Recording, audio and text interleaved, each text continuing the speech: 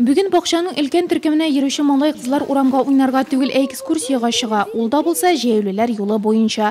Бақшада тәрбиешілері үйреткен қағиделеріне ғамелден ығыталар. Бақшаға елде тұрған маршрут, ек машиналары күплеп ери тұрған юл арқылы. Шуңа да балалар әр этапны инспектор күзету астында өте.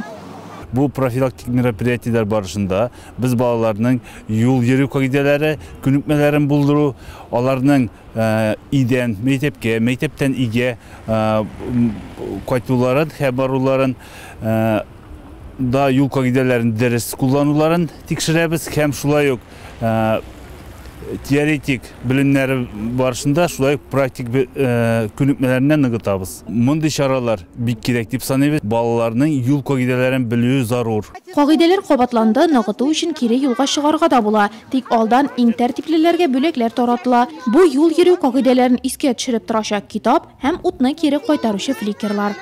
Меня учат к правилам дорожного движения наша воспитательница. Мы тоже с мамой повторяем дорожное движение, переходя дорогу. Сегодняшняя экскурсия мне понравилась. Мама мне прикрепила браслеты светоотражайки, чтобы я стал заметным на дороге.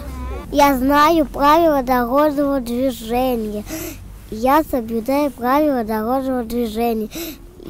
Мы покажем инспектору правила дорожного движения, и он дает нам книжку. Сабый шактан сеңген үтімлерек ди тәрбиешілерді. Бу маршруттан оларның мектеп укучысы булгач тәҗрибәселәре бар. Янәшидә үк Нурлат гимназиясе. Знания, полученные на занятии. Занятиеләрдә алган белемнәр гамәлдә яхшырак ныгытыла. Шуңа да бүген без экскурсия үткәреп балалар бакчасына кадәр куркынычсыз маршрутны карадык. Балаларыбыз юл йөрү кагыйдәләрен бозмас дип уйлыйбыз. Алар булачак укучылар, әти-әниләр дә аларны төгәл үтәр дип өметләнәбез. Куркынычсыз маршрут буенча экскурсияда булган нәниләр яна җылы бакчага кайтырга ашыга. Яшел ут конкурсы кысаларында барлык мәктәпкәчә учреждениеләрдә дә шундый профилактик занятиеләр уздыру күздә тотыла.